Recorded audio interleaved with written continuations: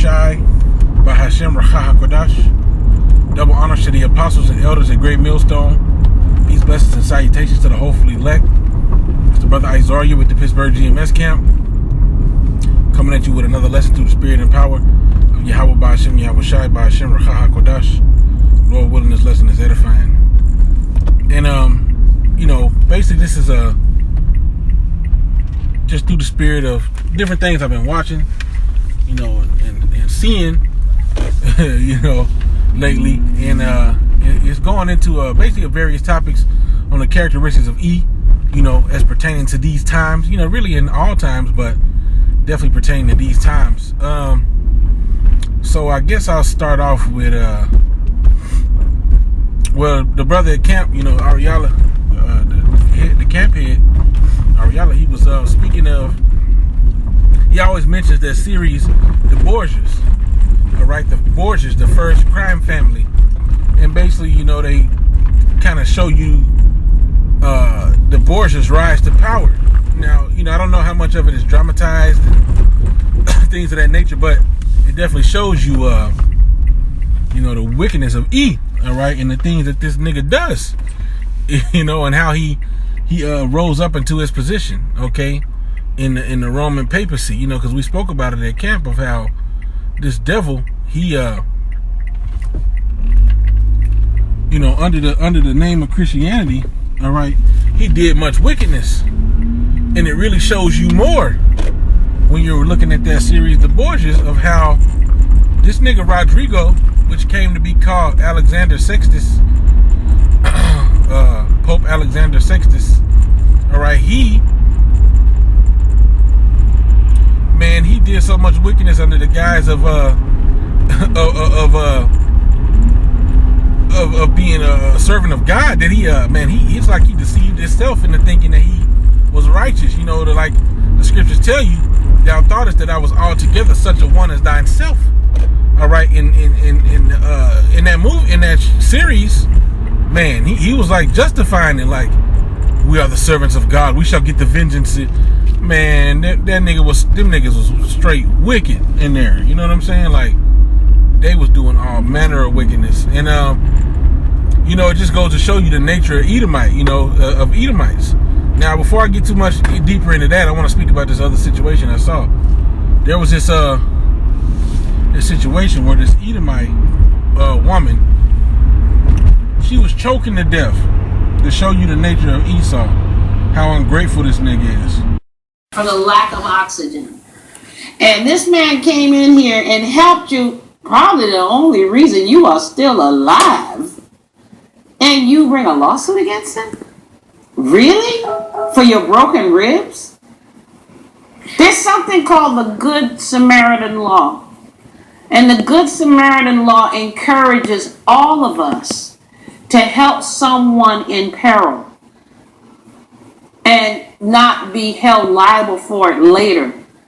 Because the law doesn't want us saying, oh, you know what, I'm not going to touch her. I know she's choking. I think I know the Heimlich maneuver, but I might hurt her, so I'm not going to do anything. The law doesn't want us to do that. The law wants us to say, I see another human being in trouble, and unlike all these other people standing around and looking at me turning blue, I'm going to step in and try to save this person. And that's what he did, and the law protects him for doing that. You should have been offering this man a reward for saving your life. But look at the thanks you get. But I hope this doesn't stop you in the future. I would hope, Your Honor, that it doesn't happen again. If you see me choking in a restaurant, you better come over there. I don't care if you break my ribs. I want to be breathing at the end of the night. Yes, ma'am. And I don't need to have any dead brain cells at my age. Case dismissed. Good luck to you. Judge Karen has ruled. The case has been dismissed. Look, it obviously was not my intention to hurt you, and I'm just happy that you're okay. Well, the judge was right. Thank you for saving my life. She was choking to death, right? And the guy, I believe it was another Edomite, I didn't see the clip, I heard it. And my wife was playing it, and I heard it, and I was like, yo, that's some bullshit. So basically, in the clip, you can hear that the judge is saying, look, hey, look, I hope that this doesn't change you. You know, that you got sued by a motherfucker. Basically what happened was he saved the bitch and some of her bones got broken in the process, but she was choking to death. But to save her, he performed the Heimlich maneuver or whatever he did, chest compressions or whatever he did, and some of her bones got slightly broken. And this bitch sued him. This bitch lived because he did that shit, but then the bitch sued him. I was like, yo, what the fuck? Yo, she sued his ass. And I was like, yo, the love of many shall wax cold. Like, this fucking bitch ass Edomite literally sued him. And then after the judge said, look, I hope that you don't, hey, look, if you see me and you see me choking, sound like a Jake, sound like the judge was a Jake. You see me, you see my ass choking, nigga, save me. Give me the Heimlich maneuver. Whatever you gotta do, save me. And he was like, yeah, judge, I'm, this, that, and the other. He sounded like an Edomite from the voice, but, you can't always go by that. But he was like, yeah, I don't know, judge. Hopefully this never happens again. I don't get sued. I'm like, how the fuck, where do you get the nerve to sue a nigga who saved your life because, oh, the way you saved my life, I didn't like that. And I end up having broken bones. And they threw the case out. And I was like, that's what you get. That's what you fucking get. Should've let that bitch die. Fuck these Edomites, man. But the scriptures tell you what? Let him be shown righteousness, yet let him be shown favor, yet will he not learn righteousness. The scriptures is the undefeated champ. All right? The scriptures tell you something of how it is, and that's how it is. These fucking Edomites will not learn righteousness no matter how much favor you show, no matter how much you just want to kiss their fucking ass and be their friends. These Edomites will never fucking love you. All right? They will never love you. And in a society where wickedness is growing increasingly, all right, and love is waxing colder and colder, the horns are going to show more and more. The scriptures say, never trust thine enemy, for like his rust is, so is his wickedness. And hey, I'm reminded, going back to the Borgia movie or series or whatever, there was a scene in there where the king of France was coming through with his new technology. And he was fucking shit up. He was fucking shit up. I don't remember the guy's name in order to speak on accuracy's sake. But he had a new weapon and so on and so forth. And so the Pope, Rodrigo, he knew. Now, like I said, I don't know how accurate any of this is historically. I'm gonna have to go more into it. I literally just watched this. I literally just watched season 1 and like one episode of season 2 like last night. You know what I'm saying? Me and the wife was watching it. So I don't, like I said, I ain't really get to do much research, but I do know some of the stuff in there is accurate based off of the research I have done. I don't know how much of the other stuff is, but nevertheless, okay, there came a point now. This devil showed you a lot in there. Like, this devil knows that the Lord works through dreams. All right, visions. And there was a vision that was had by the Pope that he was that when the French army came, he was gonna have on the sandals of a peasant. All right, and before the French king got there, he put on a commoner's clothing, a common priest's clothing, basically to deceive. The scriptures talk about them that wear a rough garment to deceive. And this Edomite put on them rough garments so that he could deceive the king of France into thinking that he was righteous. And that shit worked like a charm, man. The king of France was like, "It's not what I expected." He was like, "What did you expect to see? Gold and costly raiment?" The nigga had just took the costly raiment off, and then when the French dude left, he put the shit back on. So yeah, he was rocking that shit. But nevertheless, it just goes to show you the nature of Esau. The scriptures say, though he go crouching, though he humble himself and he go crouching, yet take good heed of him. Okay, you gotta take good heed of this devil, man. No matter if he come crouching and all of those shit, you can't trust this nigga. You can't trust this fucking nigga, man. You see? And that scripture came to mind as I was watching. It's like, this motherfucker. he came bowing himself and humbling himself. But this nigga didn't change. You know this nigga didn't change. Oh, if you was watching, you could see like this nigga still wicked. This nigga ain't had no change of heart. He just don't want to die. Okay?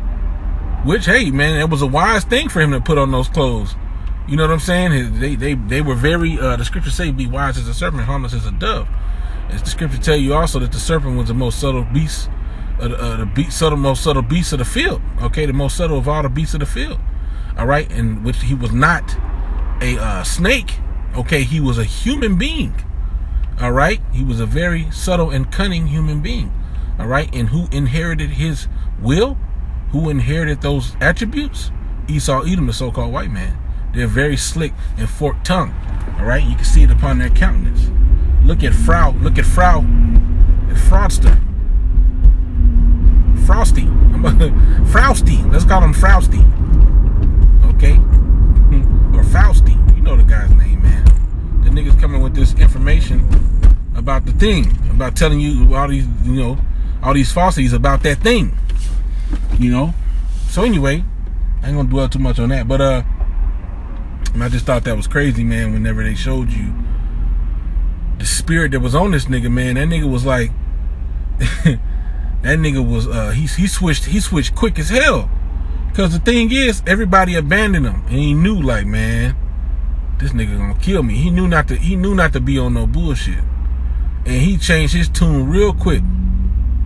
But like it tells you in Ecclesiasticus or Sirach 12, it breaks down to some more characteristics of E. And it said, though he humbled himself and go crouching, yet he's seeking the opportunity to throw thee into a ditch. Okay, he's looking, the roughly paraphrasing, that nigga's looking to throw your ass in the ditch. And what he did was he sent the French king. Now I'm kind of sorry, Salakia, spoiler alert. I may have to put that. You know what I'm saying? I'm going to have to put that in the beginning or something like that. But if you haven't watched it, you know what I'm saying, then spoiler alert for this particular section. I probably spoiled some of it for you. But that's, either way, it's still a decent series. I mean, be warned, there's a lot of sex and nudity. There's a lot of adultery, sex and nudity. Shit like that. It's bullshit, whatever. Edomites doing their little, hey man, there's a lot of adultery in there, man. A lot of shit that you just be like, this nigga's wicked, bro. But anyway, nevertheless, man, so if that's not something that you can deal with, I wouldn't watch it. You're gonna see a lot of titties and shit like that. So anyway, moving on. What was I saying?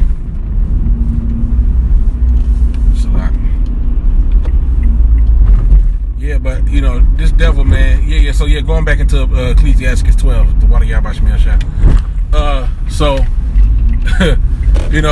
He was seeking how to throw the king in the ditch, man. What he did was, he crowned that nigga king of this particular landmass that everybody was warring over. The French king got riled up because he wanted that landmass because he had a claim to it. Him and another country had a claim to it, and they was warring over it. And he got stirred up by, somebody who wanted to take down the Borgias to come through. And he was wrecking shit. And niggas was like, man, let that nigga through, man. We ain't fighting this nigga. We can't fight this nigga. He gonna murk us. So everybody was letting him through. So when he got to Rome, he was like, yeah, you can go through, whatever. Matter of fact, I'm gonna crown you king. That nigga got there, man. It was the damn bubonic plague was there. And that nigga knew it. That nigga knew the plague was there. So when he got there, the king got sick. And he was like, yeah, as we expected. He was like, what is the report? And nigga got the sickness. He was like, yeah, as we had hoped. You know what I'm saying? So, man, this devil, man, though he speaks softly with his lips, okay, he's seeking in his heart how to kill your ass. So yeah, hey man, that shit showed you the spirit of Esau to a T. I was like, yo, this nigga's crafty. You know what I'm saying? Niggas crafty. Now, hey man, there was times with other things where he was trying to keep his man, that devil slick, man. It was other times where he kept some of his little he kept some of his treaties, but man, that nigga was a slick devil, man. He turned that whole shit. They was gonna take this nigga out the papacy, and he turned that whole shit around on their ass, and he humiliated them niggas, man.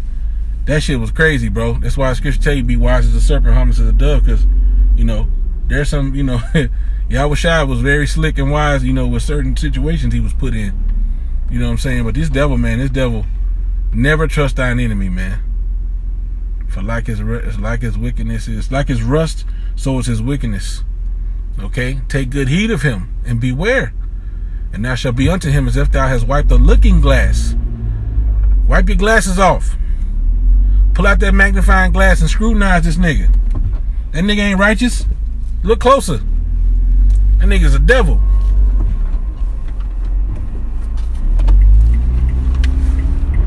Nigga's a devil. Alright? So never trust these Edomites, man. All that old smooth, nice shit. Jake is deceived by that shit. You got a lot of Jakes out here.